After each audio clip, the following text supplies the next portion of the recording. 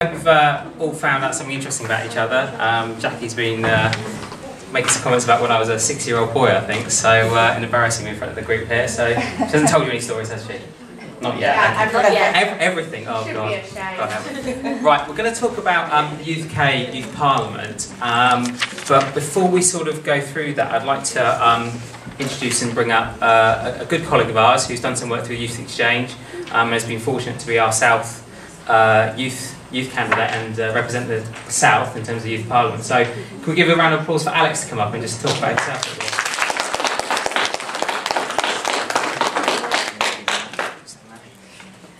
So how we're going to do it, first of all, I'd like to do is just sort of say, well, do you want to tell them a bit more about yourself? Tell them a bit more about Michael McIntyre and things like that before we kick off? Okay, I'm Alex Stevenson.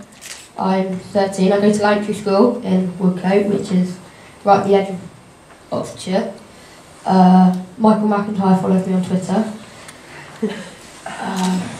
Why did you want to become a candidate?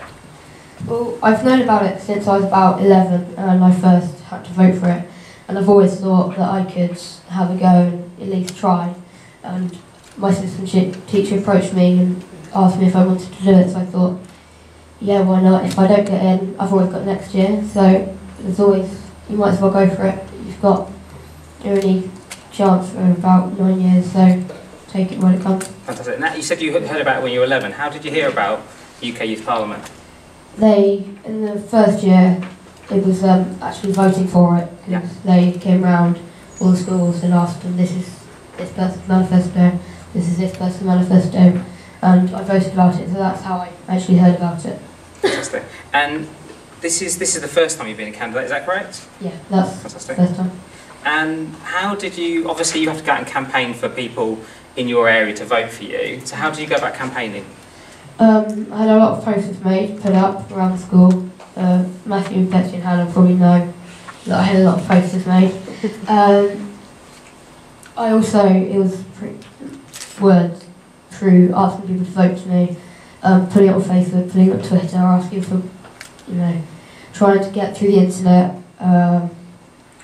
asking people to take it to their schools and tell them who I know through outside clubs, and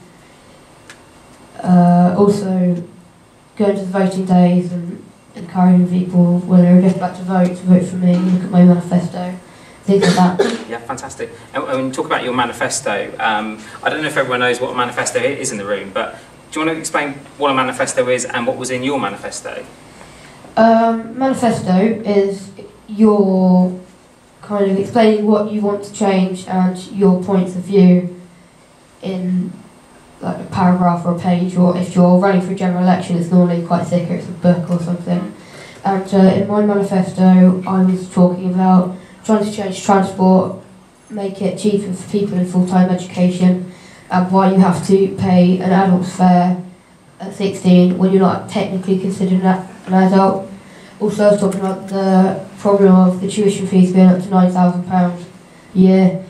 If they're not going to lower that, then they've got to give us some financial aid and help us out, because not hardly anyone is going to be able to pay that. Also, how the perception of young people in this day and age is really bad. We're considered quite thuggish and hanging around street corners and hoodies on, stabbing people and things like that. So if we can change that, that would be a good image of young people and try and promote that. Do you guys all agree with that in terms of his manifesto? Do you think that relates to what you're all thinking, or what you thought about, what people talked to you about? Yeah. Any thoughts? Yeah? Yeah. Okay, fantastic. And in terms of, obviously you obviously had other people standing against you, so how tough was your position? It's quite tough. You've got, this is David Hunt here, this one. He became the ambassador. He ran a really good campaign. His manifesto was really good. I had a read, it's very good. And this is Alex Lushington here. I think they're both in the Vale Youth Cabinet, but Alex Lushington again, manifesto was really good and he ran a really good campaign, and he didn't lose to me by much, so he did very well. Also the other people that ran, I read their manifestos, they were also very good. So yeah. Fantastic. And in terms of, where were you when the results were announced? Were you there when they were counted? Yeah, I was. There's an announcement then in County Hall in Oxford. it was on February the 18th. It was the last day of term, and so I went. I sat right at the back, and then they did all the ambassadors and the deputy, and then I thought, well, you know, smaller school in Oxfordshire, I've not got much chance, and then that's my name, and we did all the other stuff. How did it feel being elected? Yeah, it was really high, real high, because I thought 13, small school in Oxfordshire, didn't have much chance of being elected, and then they read out my name. I came first, not the two came second and third, and yeah, it was really high. Fantastic. And in terms of sort of family, friends, I mean, I know some people have been helping you. I can see some of the people have been helping you as well. How do they feel about what you've been doing? My friend was a friend of text saying I won. He sent me that text back saying, "Are you joking? Are you lying?" Actually, no, he sent me a text saying I can't say it. Yeah, my sister didn't even know I was running, so when she found out I'd won, she was pretty happy. And yeah, it was my head teacher did an assembly, yeah, all that. Fantastic. And in terms of sort of now you've been elected, what do you hope to achieve during your time? We've set some goals for 2011 and what we're trying to achieve. The main one is transport, and possibly trying to improve cycle routes, and especially because South Oxfordshire is such a rural area, trying to get cycle routes, get it about, things like that. Also political education, because it's not compulsory in schools. Some people say it comes into citizenship, but it doesn't really enough to cover what you need to know to vote.